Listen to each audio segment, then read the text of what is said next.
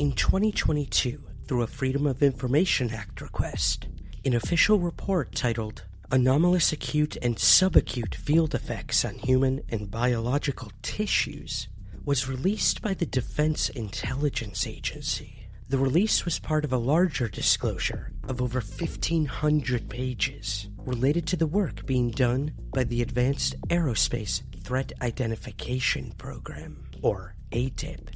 The report itself investigated 42 medical cases and over 300 unpublished incidents where individuals reportedly suffered injuries after encounters with unidentified aerial phenomena, or UAPs.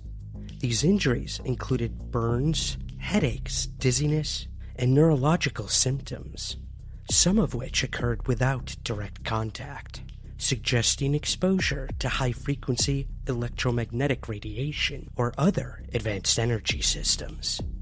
Today, we'll examine several of the historical cases, and some that weren't included in this report, featuring conversations with several past guests, David Marler, Rob Kristoffersen, Jason McClellan, and Shane Hurd. We will ignite a fiery exploration of cases where witnesses were actually burned by a UFO. You are now somewhere in the skies with your host, Ryan Sprague.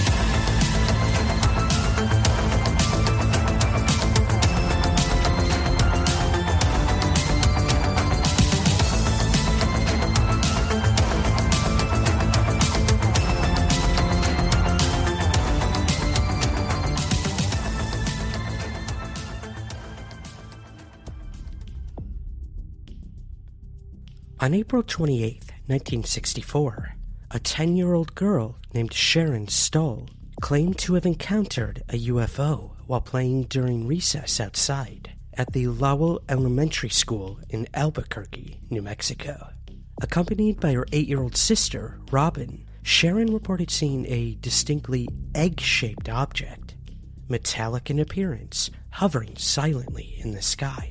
This egg-shaped craft demonstrated an unusual motion, oscillating in a vertical, bouncing manner. This would go on for approximately 10 minutes before rapidly departing in a silent, swift arc.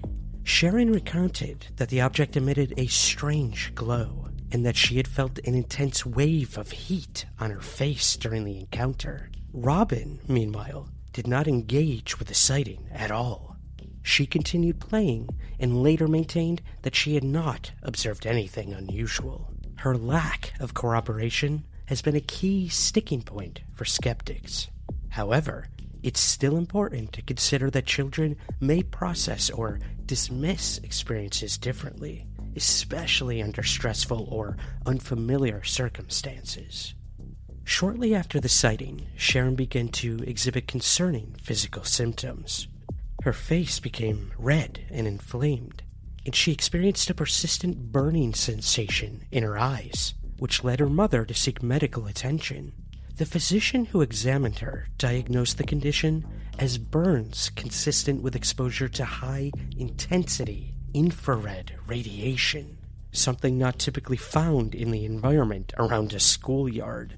The doctor reportedly ruled out sunburn, stating that the burns were not consistent with natural exposure. One Lieutenant C.K. Jolly of the Albuquerque Police Department noted that the physician took the symptoms very seriously and believed Sharon may have encountered an unknown source of radiation, possibly linked to the object she described.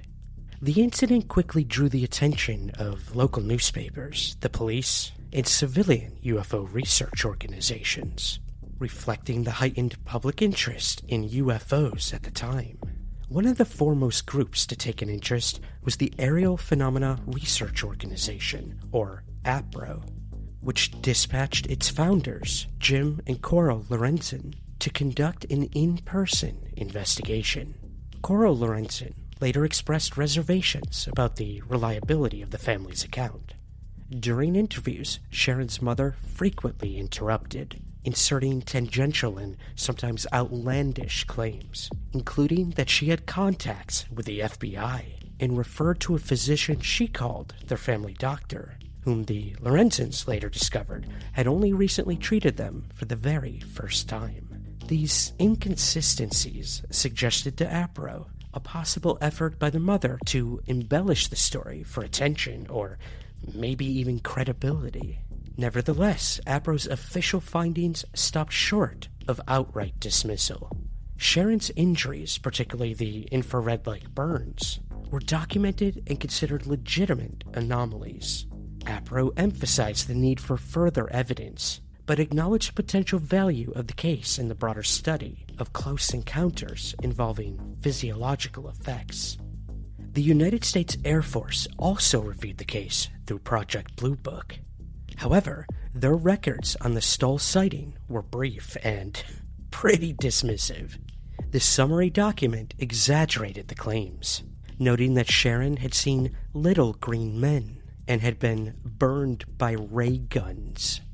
These statements were not found in any of the original testimonies and seemed to reflect either miscommunication or an intentional effort to ridicule and downplay the case. Project Blue Book, by the mid-1960s, adopted a very skeptical approach, often prioritizing conventional explanations and actively minimizing public concern. In the end, the Sharon Stull incident remains unresolved, but also very important. It serves as a reminder of how even minor, localized sightings can offer valuable data points in the larger UFO question. Sharon's story continues to provoke thought, curiosity, and debate. That very same year, and also in New Mexico, another frighteningly similar case would unravel. Again in 1964, in Hobbs, New Mexico, Charles Keith Davis, a young boy at the time, noticed something strange in the skies that seemed to be getting closer, brighter, and hotter. I was joined by UFO researcher and founder of the National UFO Historical Records Research Center, David Marler, to discuss this very case. This is a very interesting case. This is one I read about years ago when I was really very young in the UFO field and just kind of trying to glamour onto anything I could in the way of information. And actually, APRO, the Aerial Phenomena Research Organization, did an article on this in their APRO Bulletin in 1964. And 64 was a pivotal year. This occurred in Hobbs, New Mexico, which for those that have gone to Roswell, New Mexico, Hobbs is even further to the southeast from Roswell. So it's really out in the middle of nowhere. And this occurred on June 2nd, 1964. And what's intriguing about this is it just wasn't the sighting of a UFO.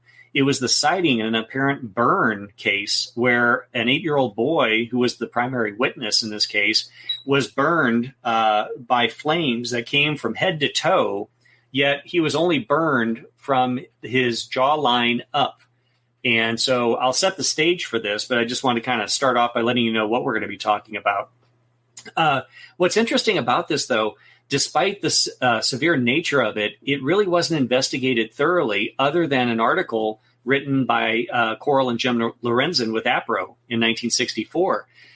4 years later, one of my huge mentors, if you will, even though I never knew him because he died years before I was involved in UFOs, Dr. James McDonald, who I think is truly one of the best UFO researchers that ever existed. James McDonald was getting interested in UFOs in the mid-'60s and started looking into some of these older cases. And in 1968, he had stumbled across this case from 1964. I was able to get copies of some audio recordings he had done in 68 with the 8-year-old boy, who is now 12, and the mother and the grandmother. Now, what's interesting is this is not just a solitary witness case. The grandson, the boy, who was 8 years old, was burned and saw the object, but so too did the grandmother, who was only standing about 8 to 12 feet away when this whole episode occurred. Now, to set the stage, Hobbs, New Mexico, very small mainstream America town. The family owned a series of businesses in Hobbs, New Mexico, one of which was the local laundromat. And in this particular case, Charles, who is the name of the boy, Charles had just arrived there, and he stated to me in later interviews that the family businesses were kind of like a second home. You know, when the parents were working or the grandparents were working, he would just kind of hang out while they did their work after school or on weekends. And he had arrived at the laundromat. The laundromat sits on one of the main streets in Hobbs, New Mexico. Immediately behind the laundromat was just a dirt parking lot. And as Charles told me, even though there was the front door off the main street, more often than not, people would just pull into the back and go in the back entrance. So Charles is playing. This is around roughly 4 p.m, and it was a nice sunny day in June in New Mexico. And he was playing when all of a sudden he looks up and he sees what he described as a black top-shaped looking object, kind of rounded on top and then pointed at the bottom. And he looked at this and immediately knew this was something out of the ordinary. And he said, I instinctively felt like it was looking at me, and I felt like I just had to move. So he moved to the left. The object, which was hovering over a building across the alley from immediately behind the lot where he was playing, moved to the left. It mimicked his behavior. He then moved to the right, and then the object moved to the right. It was like mirroring his behaviors. He then crouched down behind a little concrete block that was there in the middle of the lot. And then he stood up and moved to the left or right again, at which point, when he stood up, the object moved towards him like a bullet, as he described it. Instinctively, he flinched and put his arms up and closed his eyes. He said, just instinctively. It's like, he said, he even told me in my interview, it's like if you're out in the street and you see a car coming and you know you don't have time to move, you just instinctively kind of do this.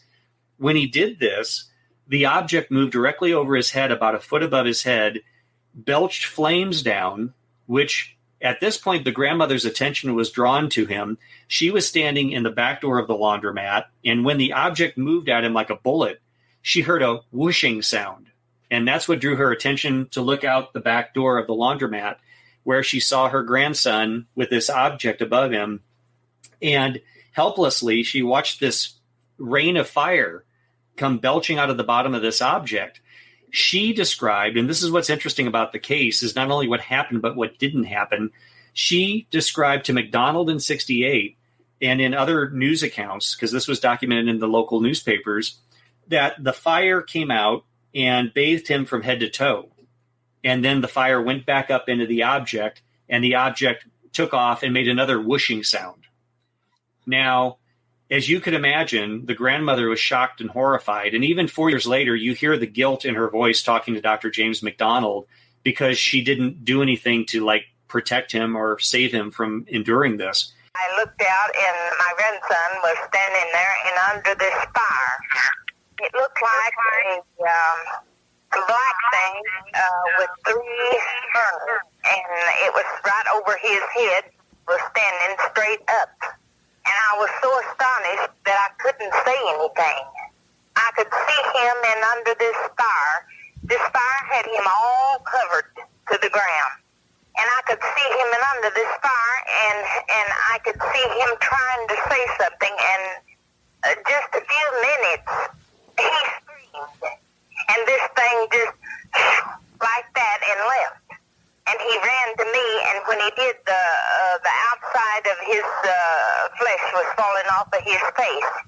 And the hair was burned on his forehead so far up. It had burned the top of his hair off. And I grabbed him real quick, and the lady that was there with me said, "Oh, put some water on it." And I said, "No." But about that time, I pulled him away from me. He was locked around my waist. And I said to him, the skin was falling off of his face. And so about that time, his grandfather, my first husband, drove up, and I said, Charles is burned real bad. Take him to the doctor. And so he taken him to the hospital, to the emergency room. And what's interesting about this is we don't just take this boy or now man's testimony at face value. McDonald interviewed, the boy, the grandmother, and the mother 4 years after the event. More importantly, we have contemporaneous reports in the form of the newspaper articles, which literally chronicled the whole episode from when it happened to the subsequent days and how his recovery was doing in the hospital. So we have all of this well documented from the time period. The other thing that's interesting is in the newspaper accounts, the local police were investigating this case, trying to figure out what happened. Did the grandmother abuse the boy? What's going on? Did it really happen? And what's interesting, Ryan, is as you read the day-by-day, play-by-play in the newspaper, they start off very skeptical. They think initially, well, maybe he was playing with matches. Well, maybe he was near one of the air vents to the laundromat and a piece of lint that caught fire blew and hit his head. They were trying, like UFO investigators, to find every practical explanation possible. And at the end of this whole period of like a week and a half of newspaper articles, you see systematically all those prosaic explanations go by the wayside. And they were left with a question mark. They didn't know what happened. But none of the other they looked for matches. They couldn't find any matches. They looked to see, was there any dryer vent stuff that blew out and might have caught fire? They couldn't find anything like that. They looked for accelerant. Was he playing with gasoline and somehow set it on? They couldn't find any accelerant. Another interesting insight that the newspaper accounts afford us is the fact that the FBI was called in. And the FBI had the skin scrapings of the boy's skin, hair, his T-shirt that he wore, and the grandmother's. There's different accounts. One says her blouse, the other one says an apron she was wearing. But whatever she was wearing, where he made direct contact immediately after, they took that as well, and it was sent off to the FBI laboratories for analysis. In 1968, the mother, with a lot of consternation in her voice, said, the FBI never did get back with us and tell us anything, and my grandmother was mad because she never did get her blouse back.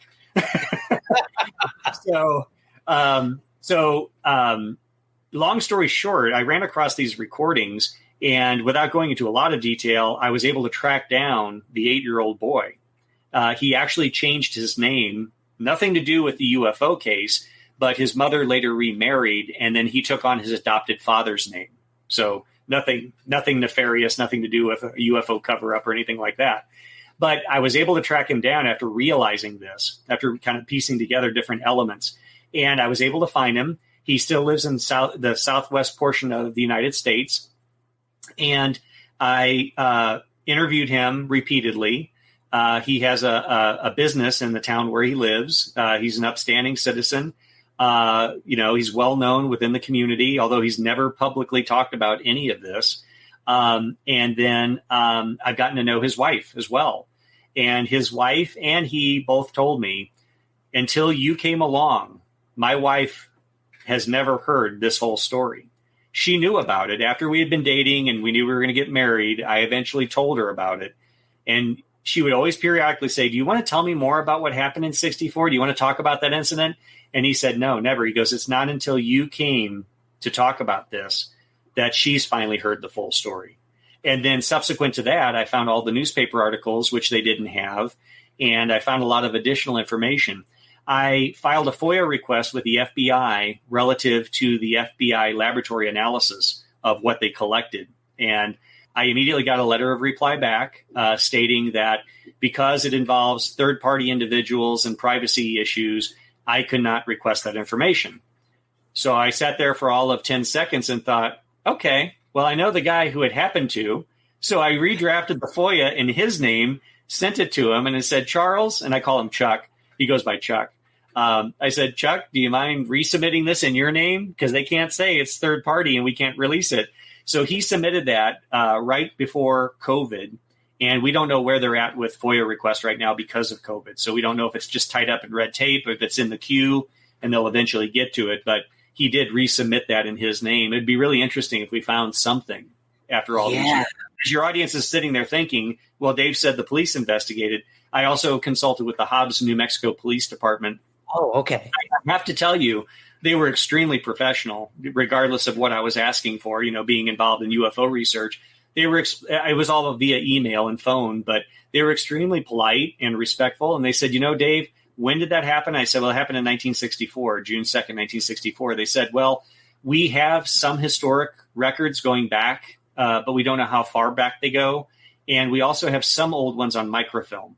But they were very kind, and they checked, and they said, Dave, we did go through our microfilm holdings. We don't have anything that goes back even close to 1964. So, but they did check, which was at least nice. And I was going to check with the hospital, and actually I did call. I work in healthcare. I've been in healthcare for over 20 years. I know what the record retention laws are today with regard to medical retention, and you're lucky if they keep anything beyond 10 years, let alone this span of time. But they didn't know who I was, and I just called and I said, I'm calling on behalf of a friend who had a bad accident back in 1964, and I was just curious if he had any. I had to at least call to say I did it. Otherwise, I'm not a good researcher. And they kind of almost laughed that, no, we don't have records going back that far. So I did consult with the hospital as well. So our best case scenario is if we can get the FBI laboratory results. And not that it may tell us much other than, well, it was burned, there was no accelerant detected, but at least it's one more piece of validation that the FBI was involved beyond. Exactly. Charles remembers the FBI being there. As he said, when you're 8 years old and you're in the hospital and, these government guys come in and they've got, sidearms. He goes, when you're 8 years old, that's cool. He goes, you remember. Yeah. And so he remembered that. And he also said that he felt like the FBI treated him with a little bit more respect and less skepticism than the local police did, which I thought was an interesting observation for an 8-year-old to kind of pick up on and remember it. But he's never talked about this publicly since it happened. He really just wanted to move on with his life. And I have to emphasize this, again, for the skeptics out there, did not believe in UFOs before, did not think this was a UFO other than a true unidentified flying object, and even today would not consider himself a UFO believer. He and his family were devout Pentecostals back in 1964. I think that's very important. These are not the people that are going to concoct a UFO story. This is the furthest thing probably from their reality. And so, again, they were upstanding business people. They had multiple businesses. There's no reason that they would want to do this to ruin their reputation by concocting a story like this. But it's a well-documented case. James McDonald followed up on it. And then kind of following in his footsteps, I wanted to track this guy down years later. One, because other than McDonald doing phone interviews, that was the extent of the investigation. And even Coral and Jim Lorenzen with APRO, they never made a trip to Hobbs. So it was all done by phone. And so how could you not investigate this case? I mean, it's physical evidence of something very traumatic occurring. And so I went to the University of New Mexico, where I do a lot of historical research. They have exhaustive microfilm holdings for newspapers that aren't digitized. One of those are the Hobbs, New Mexico newspapers, which gave me all these additional details and verification, in addition to some other newspapers from the regional area, the county newspaper. And even the reports went as far as Lubbock and Odessa, Texas, where I found some additional references. But despite the fact he was covered in fire, he was only burned from the jawline up. There was slight redness to his neck and in the back, but not severe. It was more like a sunburn. But the newspaper accounts state that he had suffered second-degree burns. The mother, grandmother, and boy attested to the fact in 1968 that it was second and third-degree burns. And even today, Charles says, well, it was second and third-degree burns. The most bizarre thing is, despite being bathed head to toe, he only had the injuries here. It's interesting because the descriptions in the newspaper mirror what James McDonald was told by the grandmother and the mother. They said his ears were so severely burned, they were turned inside out and looked like ground beef. His lips were swelled and burned, and his face had swelled up so bad you couldn't even see his eyes. They were sunken in because the face had swelled so bad. And so, I mean, severe injuries. But the most bizarre thing, and again, documented in the newspapers from the time, I mean, this is all confirmed. We're not taking the witnesses. Despite this craziness, these inconsistencies, adding to the inconsistencies is the fact he had no permanent scarring. Wow. There would be some sort of deformity, right? no deformity. When I first met the man and we talked, the whole time I'm doing the initial interview, and I've interviewed him like 3 or 4 times now, the whole time I'm just sitting there and I'm like scanning his head, his face, his ears, his lips. I mean, looking at his neck. And I'm like, and I finally said at one point on the videotaped interview, because it started with audio interviews, and then I built a trust. And I'm happy to say now I'm very good friends with him and his wife, as is my wife, who went down to help assist with the interviews. He can't explain it. I'm Charles Keith Davis from Hobbs, New Mexico. And in 1964, I encountered a strange object during daylight hours at my grandparents' laundromat that appeared over some apartment buildings that was in the shape of a top that was been described as a UFO or whatever you want to describe it, but it followed me and swooped on my body and gave me 2nd and 3rd degree burns on my face. My grandmother witnessed part of it, Grady Smith, and I don't know what it was.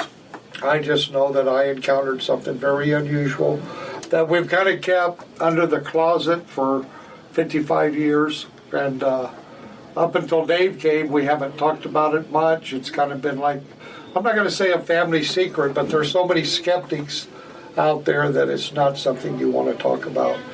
And if you ask me what it is or what it was, I don't know. I just know it wasn't something you see every day or I've ever seen in my lifetime again. If it was domestic or from outer space, I have no idea. No idea at all. I just know that I saw it, it swooped toward me, engulfed my body. When it left, I had 2nd and 3rd degree burns from my face up. I just remember feeling engulfed. I don't remember feeling it burning me. The best I could describe it's engulfed, and maybe you're gasping for air because you have a lack of oxygen. I just knew when it engulfed me something was wrong, real wrong. You know what I mean? Excuse my dumb terminology. Not regular wrong, but serious wrong. Right. And I needed to get out of this engulfment thing. And I just remember like somebody grabbed me, but nobody was grabbing me. I was just engulfed. Yeah, I was engulfed. And there was an immediate panic.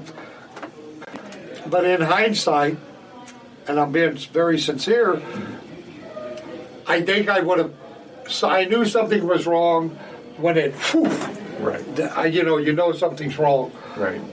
But when it actually engulfed me, something was real wrong. Mm-hmm. I don't know how to describe that. I don't think I felt the sense that I was going to die, but I felt the sense I had to get away from it. Sense of dread. I had to get away now. Yeah. Or it was going to be tragic. Okay. But I felt no pain. I saw no fire. More than anything, I remember them telling me my face and my hair was on fire. Mm-hmm. But I don't remember feeling pain at that point. But I think I was in shock.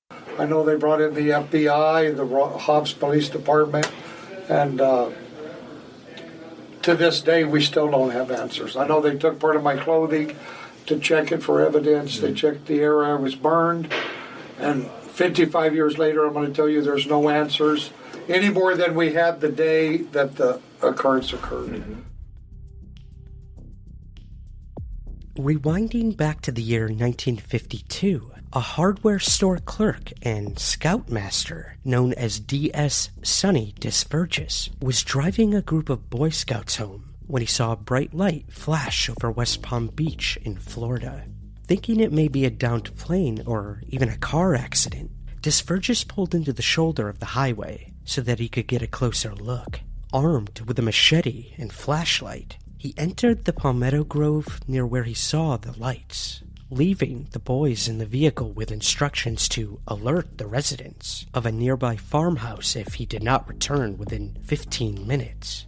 He did return within 15 minutes, but he had quite a story to tell. I joined UFO researchers Jason McClellan and MUFON field investigator Shane Hurd to discuss this controversial case. This happened on the evening of August 19th, 1952 in Palm Beach County, Florida. The deputy sheriff received an urgent call from a family who had 3 frantic Boy Scouts in their farmhouse. They were claiming that their scoutmaster, D.S. Sonny Desvergers, he was a hardware clerk and a ex-U.S. Marine, which we'll get to. He had gone into the thick brush of the forest to investigate some strange lights that they'd witnessed while camping, and he thought maybe it was a downed plane. He wanted to see if anyone was hurt, needed help, so he entered the thick forest with a machete to clear a path, and he disappeared out of sight. The boys, they claimed that the lights started to pulsate a very bright red, and they could hear their scoutmaster screaming in terror. So they bolt. These boys are 10, 11, and 12 years old. They're pretty scared at what's going on, and they run to the nearest home to get help. And when the deputy sheriff shows up, the boys, Bobby Ruffing, David Rowan, and Charles Stephen, they look very scared, and they start to tell the authorities what had happened. And immediately the deputy sheriff and the boys, they head to the site where they found Desverger's parked car, and they start shouting his name, hoping to hear a response. And this went on for a while, and just about when they were ready to move on to another location, a man emerges from the trees in the forest waving a machete, and he's incoherent, just babbling. And it was Desvergers, and he looked terrified. So they get the machete away from him, thank God, and reluctantly they start to follow him to where these strange lights had been. And in a small clearing, they find his flashlight, and close by they notice the grass was flattened as though someone had been lying on it. And a search turned up nothing really else too unusual at the time, but they marked the locations of the flashlight, the crushed grass with some twigs, and the 3 of the men and the Boy Scouts, they trekked back to the road. And then they brought Desvergers and the boys to the county sheriff's office, and Desvergers said that the hair on his forearms were singed and his skin was badly burned. And at the sheriff's office, he and the boys were re-questioned. It was noted that Desvergers' arms were reddened and his hair was, in fact, singed. And they also noted 3 tiny holes burned into his hat. This is when Desvergers started to explain what had happened in the time that the boys left. And when he was found, babbling with the machete, he claimed that when he entered the clearing where he'd seen the light, he noticed a nauseating smell and then the feeling of somebody or something watching him. He next experienced a sensation of oven-like heat coming from above, so he looks up and he couldn't see the stars in the sky, and he's standing beneath this hovering object.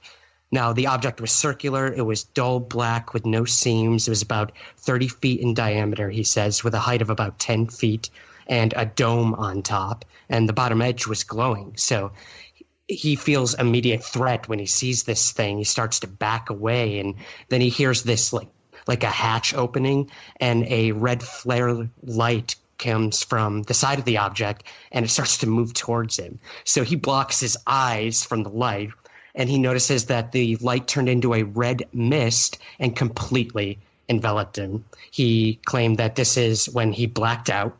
When he awoke, he was leaning against a tree, and his vision was severely hindered.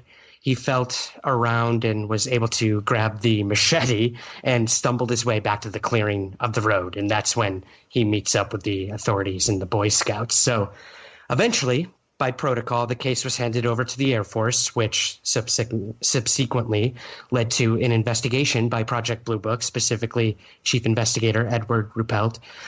So Ruppelt arrives in Florida. He takes down statements. He goes to the site, and he's able to obtain soil samples from the clearing where Desvergers claimed the encounter took place. And the soil, it remained consistent, but the root structure of the plants in question were charred black, and the lower leaves had deteriorated as if by heat. So the only way the lab could come close to duplicating this effect was to place live clumps of grass in a pan of sandy soil and heat it about 300 degrees Fahrenheit. So it's clear something of very high heat was out there, or was planned to be out there, which we'll get to shortly. But Ruppelt, he first found the boys and the scoutmaster to be very genuine, and the trace evidence left behind was very intriguing. But this case, as we'll find out, was pretty much basically labeled a hoax, which is where I'll stop talking and sort of let you guys hop in. You mentioned the hoax aspect and, a lot of the red flags and shadiness associated with this case. But let's talk a little more about some of the controversy involved in this case and what some of that hoaxing aspects are. You mentioned in your summary, Ryan, about the scoutmaster and his military background. You want to talk a little more about that? Yeah, a little shady. I mean, Disvergers, he was in the U.S. Marines, but he was dishonorably discharged because he stole a car while he was in the Marines. And so there you go. I mean, the guy's clearly, he's got a little rap sheet going on at this point. When he was describing this to investigators, he even described it as saying that like he was less than honorably discharged. Less than honorably. Look, I mean, Tactful. this is the reason we have security police in the military. Like, they are their own community and they have to police even their own people. So like, I understand like stuff happens when you're in the military, when you're not doing your service, you're doing your thing and things can happen. So, I mean, stealing a car, I know a lot of people who have stolen cars in their past. So, I mean, they're 20-year-old kids too, right? Exactly. Right. That's exactly right. And spitting. And he's trying to do better by becoming a scoutmaster. Right. Let's put that out there. Just because somebody stole a car doesn't mean that means they can't have a UFO or an extraterrestrial experience, right? So. Exactly. Right. But, on the flip side, we also have a lot of people in the town where this happened saying that he was known to be like a tale teller, as it were, too. So always trying to outdo the past story and, really looking for attention. Yep. And anytime you investigate, credibility of the reporting person is still a valid factor that you got to consider. Right. Shane, is that common in MUFON investigations, looking into the witness themselves? Yeah, absolutely. And, it's not done surreptitiously without their knowledge or anything like that. But you have a discussion about, what do they do? What is their background? And I imagine if you had a really weighty case, something, quite serious, you might go down the path of a background check. I mean, because, under intense scrutiny, those things are going to come out. So better you know them in advance. Good point. Yeah, control the story. Mm-hmm. Before it controls you. I got it. And also a big part of this story with the hoax aspect, wanting the newspapers to interview him and perhaps buy his story. Very awkward the way this all came about because he was, asking Project Blue Book, asking the Air Force for permission to speak to the press. Yeah. Yeah, which is always tough. I mean, when media or entertainment immediately wants to latch on to a case like right after it's happened, that can be a problem, and that happens. We know like Travis Walton had to deal with that for a while before he finally said yes. Okay, fine, you can have the rights to my story. So I imagine it can't be easy. And again, every person is different. We all handle situations differently. We handle traumatic situations, stress, and any adverse things in our life differently.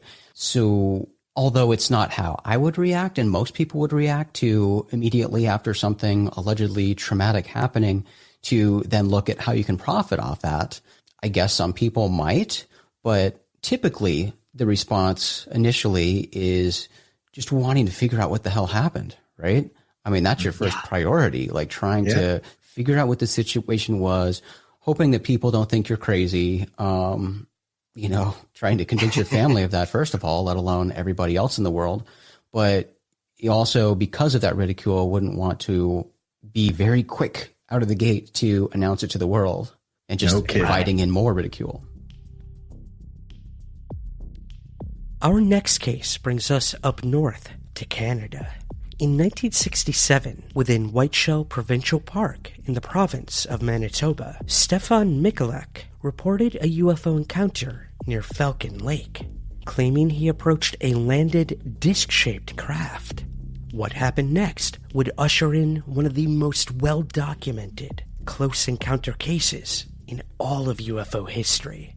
It would go on to be investigated by both the Royal Canadian Mounted Police and the United States Air Force. The case was covered extensively in the media, primarily by the iconic late primetime television show, Unsolved Mysteries. I know, you can hear the theme music in the back of your head right now, right? Me too. Well, get ready. UFO researcher and podcaster Rob Kristoffersen joined me as we covered this case in depth, which left McClellan with burns he'd never forget. This is an interesting case. We have Falcon Lake, May 20th, 1967. So we are moving over to Canada, Manitoba. By his own admission, Stephen McClellan is an ordinary man who leads an ordinary life. But in 1967, McClellan claims that his life was turned upside down when he had an extraordinary encounter with a mysterious flying craft. We get, nature-loving, bird-loving Stephen McClellan right at the start of this one, which was so refreshing. I wasn't expecting to see him on camera for this case. So, yeah. Did you know anything about this case, Rob, prior to this episode? Stephen McClellan is probably, Stephen McClellan, because they call him Stephen McClellan in the episode. His name is Stephen McClellan. Oh, that's good to know. Yeah, he's from Poland, so he's probably one of the most interesting UFO witnesses that I've ever researched or anything like that. But he was an amateur geologist. He did it on the weekends, and basically what he would do is he'd go into the Manitoba wilderness and he'd look for quartz veins, because quartz veins would often lead to silver deposits. So this was his amateur hobby, and in 1967, May 20th, 1967, he decided to go out into the wilderness. He told his family, "See ya, I'm going to look for silver." And he goes up the night before, and he sets out early the next day to go and look. And shortly before, I want to say it's like 9 o'clock that morning, he finds a quartz vein, and he's just going to town. He has lunch and then gets back at it. And a few minutes after lunch, he notices that there's some geese that are just like going nuts, and he looks over at him to see what the heck startled him. And he looks up and he sees these two, what he describes as cigar-shaped objects with a bump on the top of them. And one of them flies off, but one of them starts to come down closer to where he is. And dear God, the CGI on these UFOs is terrible. What are you talking about? No, it looked fake as fuck, and you can tell. This is probably, in terms of the UFO coverage on Unsolved Mysteries, this was probably the worst CGI they did. I can admit that. Yeah, and this UFO lands on this rock field near where Stephen McClellan is, and the general shape of it that they got on the show is correct. That's exactly pretty much what he saw. So he goes up to it, and he thinks at first that this is an American experimental craft, and it's having some kind of trouble. So he goes up to the craft and he says, "Hello there, Yankee boys. Having trouble?" Thinking of USA, I said, "Okay, Yankee boys. Hey, Yankee boy. Seems to me you are in trouble." Yankee boy. You got troubles, I'll help you. Come on out, we'll see what we can do about it. Oh, and when he doesn't get a response in English, he starts talking in German, Russian, Polish, Italian. There were a bunch of languages that he knew. My God. When his English received no response, Stephen tried Russian. Ja wam pomogу. Then Polish. Ну, выходите, пожалуйста. Я помогу вам. Пожалуйста. And finally German. Deutsch? Sprechen Sie Deutsch vielleicht? Kommen Sie heraus, ich werde helfen Ihnen. And he just yelled it at this fucking UFO. So a door on this thing just opens up. It just just he said it like kind of just like slid open to the side, and he kind of approaches up close to it. He has welder's goggles on. He's a welder by trade. He's an industrial mechanic, and he puts down the visor to look into this thing, and the CGI inside this goddamn craft is terrible. It's so right. bad. And I think he even admits, at least his son does later on, in a book that his son helped co-write, that like they kind of just made that up, what was in the craft. Because he didn't really actually see too much inside of it, from what I remember. No, because it was like a really bright light coming from inside. But he described hearing what he thought were voices, and the way that he does it in the show is so fucking great. I love it. There was a giri giri giri giri giri kind of shrieky talk like a kids in problem or something. Well, okay. Well, while you're on that, Rob, dude, this guy is like, he is a performer. He's a good storyteller. So, like, having the actual witness on there and having him be that engaging, I think only adds to the story. And some people might think that's a bad thing. But for me, I'm like, damn, like, this dude is passionate about what he saw. And, like, he is reliving it as he's telling this. Oh, yeah. Like, you can catch him, like, when he's describing looking up at it for the first time and he's on camera describing it, he's looking up as if he's reliving it at the time. And, like, he's very passionate about the story, and it's something that carries on even after the initial encounter. But, like, after, he kind of peers in a little bit, the door on the craft closes. And it kind of lifts up a little bit and it rotates. And in front of him is this like grid of it looks like an exhaust grid. Yeah, like portholes almost. Yeah. And he is shot in the chest with hot gas. And it immediately catches his shirt on fire, to which he rips it off and stuff like and to make the point, this craft was landed on this rock for approximately 30 minutes. So he was actually able to sketch this thing out in his notebook before he like even approached the damn thing. But, he starts to wander out. And then I decided, I said, now is the time for me to buzz off from here, go out. So I started going. He's like half naked. Yeah, kind of stumbling through the woods. Yeah, and like I just want to note that the guy that is stumbling in this episode has clearly never stumbled a day in his life, and you can fucking tell. Yeah, he didn't really get the director's note on how to stumble correctly. No. Well, before we get to the next step, Rob, I have to say, I don't mean to laugh at this guy getting caught on fire, but the way they did it in the show was just so comically over the top that I had to stop the episode because I was laughing so hard. But that being said, like if that actually happened to McClellan, that is terrible. Yeah, it is. It's not one of the best experiences that you ever want, but yeah, it is kind of comical in the way that it happens. But he essentially stumbles to his pack to find his compass to figure out how to get back to the road because he needs medical assistance. He's in a lot of pain. He's nauseous, and he finds that his compass is just spinning wildly, and he doesn't know why. So it takes him a little while. I think it takes him like an hour, but he finally stumbles back to the road. And what they don't tell you in the show is that there's a car that passes him. And he tries to flag it down, and initially just drives by, and then it comes back, and it's an RCMP officer, okay? And he explains what happened to him. He explains that a UFO fucking shot him in the chest with some gas. Basically, a UFO farted on this guy because he smelled like sulfur.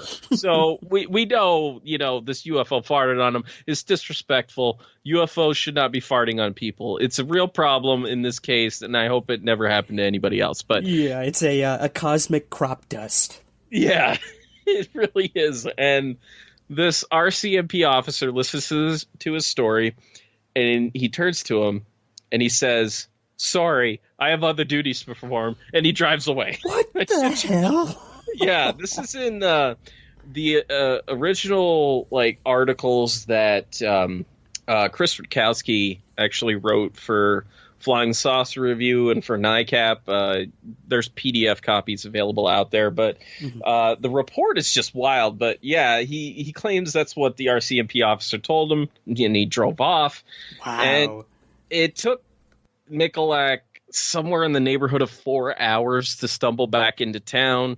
He was doing his best to kind of keep his distance from people because he thought he was radioactive or something like that. But he ultimately buys a bus ticket to go back to Winnipeg, where he's from, and he's taken to a hospital, where they kind of they don't really do a lot for him. They give him medications for his nausea and for some other symptoms, but they don't really know what's causing it. And they ruled out radiation poisoning, which is weird because the guy has kind of symptoms of radiation by and large. But right, yeah, we should stress he had these circular burn marks on his lower abdomen that matched what he says was the same grid on the portholes of the craft. So if you're right, if that exhaust came out and burned him, it matched perfectly to the sketch he made of the craft that he saw. So yeah, interesting. Yeah, absolutely. And eventually he actually ended up going to the Mayo Clinic in Minnesota, and they studied him for about a week. He goes back and for a while, he actually had to fight to get his medical records because they never sent them to him. He actually, I believe it was John Keel and another researcher named Bertold Schwartz who actually helped him fill out medical release forms in order to get his stuff, but they never found anything, out of the ordinary. But what he noted was I think it was every 3 weeks, the grid pattern burn that was on his abdomen would come back. It would disappear and then come back, and the symptoms would come back from it too, which is wild. Yeah, that's pretty weird. But they investigators did end up going back to the site where it had occurred, and they found that there was radioactive ore running underneath it. But they found that there was a large burnt area on this rock where it was black. So, some physical evidence there. They found, I think there were some trees nearby that had branches that were taken off too. But there was also a year after the incident happened, Michalak returned to the landing site again with a friend, and they found this very strange kind of silver that was coated with radioactive ore that a lot of people think was planted for some reason. Yeah, they found it not too far below the ground, I think, but enough where people are oh, it looks like it was kind of freshly dug in there. This is one of the biggest mysteries and one of the biggest puzzles, and skeptics have pointed to this as the reason why the case should be discounted. Why would particles and metal fragments of this size and radioactivity have been missed by all previous investigators? And this is one mystery that we don't have definite answers to this day. You have that going on, but otherwise, this is a pretty solid case. It is. It's solid, and I think the Canadian Air Force got involved with some people from the U.S. They came down to investigate, and like you mentioned, Chris Rutkowski was a big part of this entire thing, and to this day says it's one of the best cases Canada ever had, and I'd have to agree.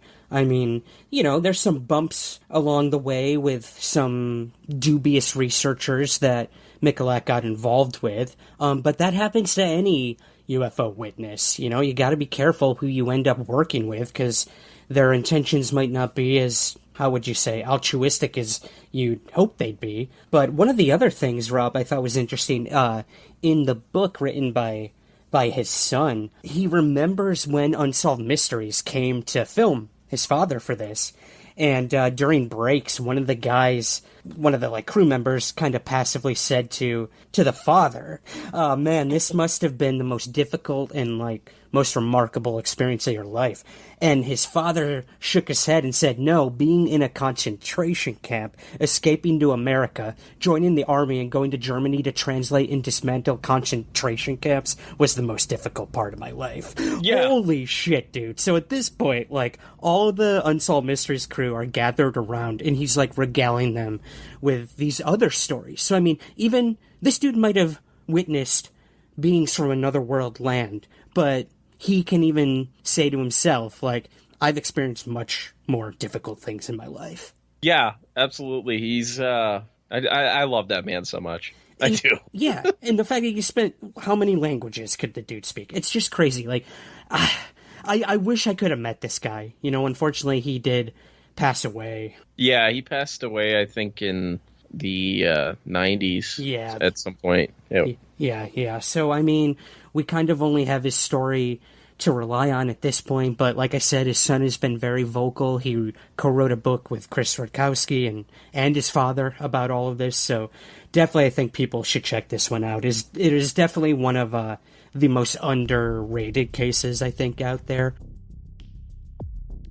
Our conversation with Rob Kristoffersen continues with another Unsolved Mysteries segment about the Cash-Landrum UFO incident. In 1980, Betty Cash, Vicki Landrum, and Vicki's grandson, Colby Landrum, were driving home to Dayton, Texas. On an isolated road in the woods, they suddenly witnessed lights moving above the trees. As they continued driving, the lights got brighter and much, much closer.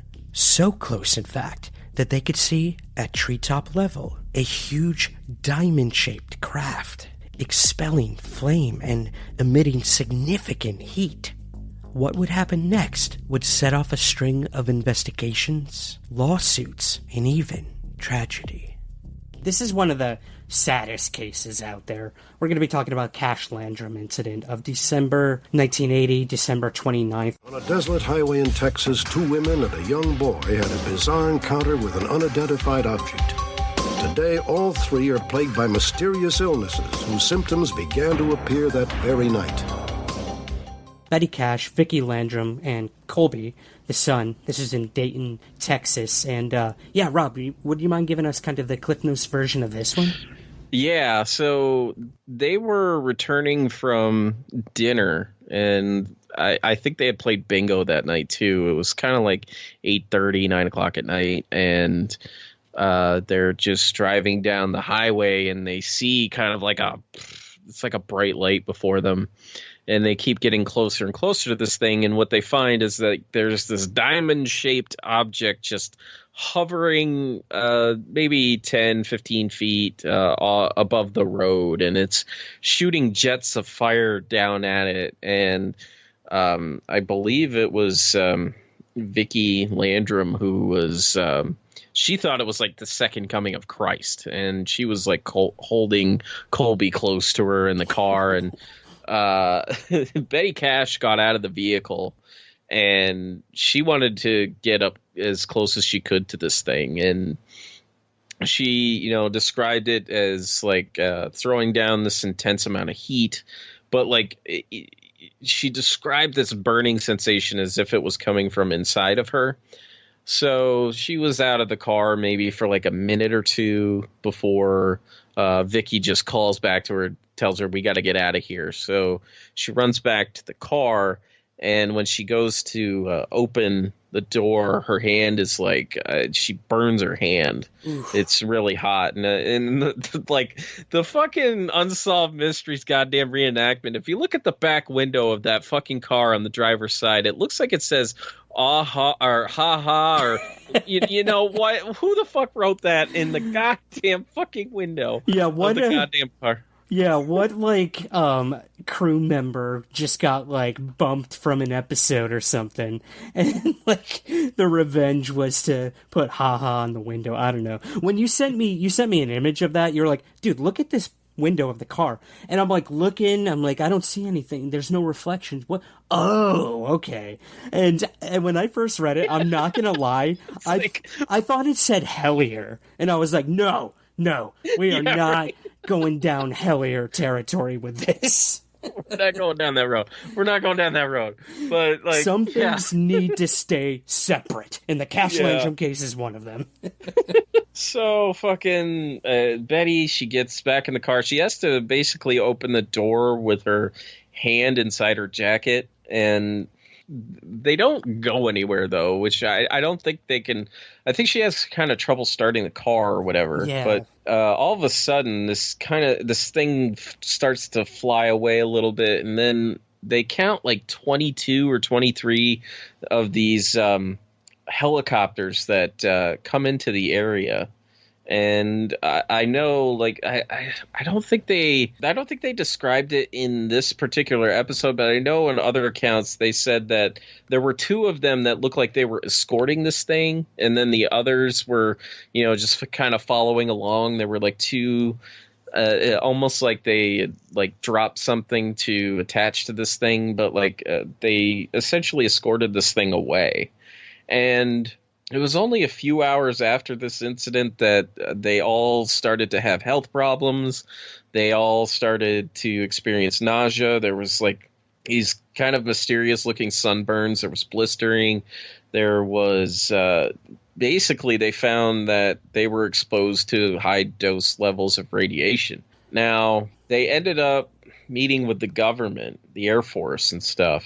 And the reenactment is just so fucking ballsy on those guys. Like, they're having this like meeting with the fucking Air Force, and they're like, well, what do you want us to do about it? And then Betty Cash is like, we hold you partially responsible and shit. And the government's like, well, you can fill out this form and and send it back to us. And it's like, wow, what a bunch of dicks. I got so angry during that. Yeah. If that's how it went down, like, fuck those guys. Yeah, absolutely. And like it's as if the Air Force, we can't acknowledge this, because imagine if they acknowledged that they were responsible for a bunch of UFO incidents that cause negative health effects to individuals. They would be in so much goddamn shit.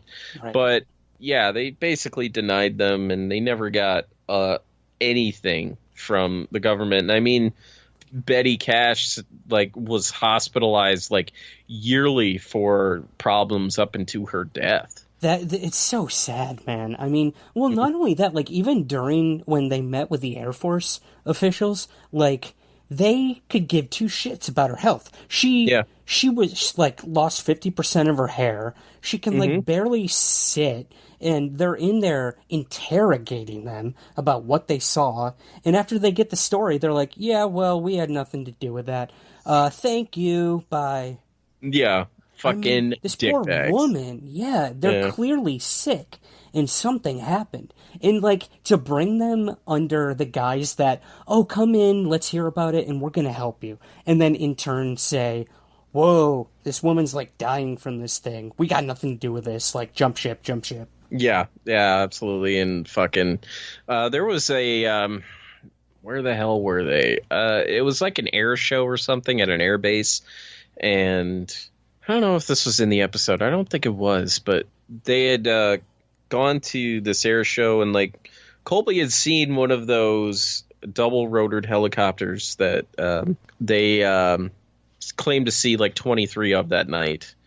He was kind of scared of it, so they brought him up to it to show him that it wasn't a problem. It's nothing to be scared of. And the pilot of this said he was in the area at the time to escort a UFO or something like that because of a UFO incident. And this guy, they confronted him and said, well, it's good that we found you because we were involved in that incident. We were in the car. And then he clammed up and he said, he just shut up and, excused himself. But there were researchers that tracked this guy down who claimed that, he did know of the incident, but he wasn't one of the helicopter pilots that was in the area at the time. Like, fuck you, dude. Wow. Either way, what a dick. Yeah. Well, could you imagine like being Colby? Like, you're terrified of these like Chinook helicopters or whatever they were, and then like that would be like bringing a kid up to a clown and being like, see, he's nice, and then it turns out to be it. Yeah. It turns out to be one of those fucking guys. Yeah, that's crazy. Well, you did mention, 1982, they filed a lawsuit against the U.S. government. It was dismissed on a lack of evidence, of course, because the government never admitted to anything. And Betty Cash passed away due to the elements from this event. So it's just such a sad story. But the helicopter thing, I do want to bring it back. I remember hearing Kevin Randall, who has been in the Army, the Air Force. He's worked with a bunch of the military branches. And this is a case where he has a lot of issue. I mean, if we're talking, 23 helicopters in the area, he brings up a good point. Like, that's a lot of people, in those helicopters. That's a lot of military officers who would have been involved. And the fact that not a single one has ever come forward, except for this either fake guy or liar about having been a part of it, he finds it pretty hard to believe. And honestly, how well would they have been able to identify 23 of these helicopters at night? I don't know. Yeah. I don't know what the situation was. I mean, you got to think the sun's down by that point. It's not like the summer when it's out later at night, but maybe it was like, I don't know, a much less significant number than that, whatever. But clearly they saw helicopters out there. Like, there's no denying that. Right. And especially the story it kind of bolsters it up. Right. And I mean, they had a retired police officer who even admitted he saw helicopters that night in this episode too. Yeah. So something happened. They were all directly affected by it, and they'll, never be the same after it. So yeah, pretty sad case. But again, just one of those ones where physical effects from UFOs are real, and this stuff happens. So yeah, they're not all love and light, guys. Definitely not all love and light, no matter where they came from. These are just a handful of cases where witnesses to UFO events reported having been burned. And while most, if not all, may have been completely by accident or because of the proximity to these anomalous craft, the fact remains that UFOs always have and continue to have drastic physiological effects on witnesses and experiencers. And it's yet another piece of the puzzle that continues to fuel our burning curiosity somewhere in the skies.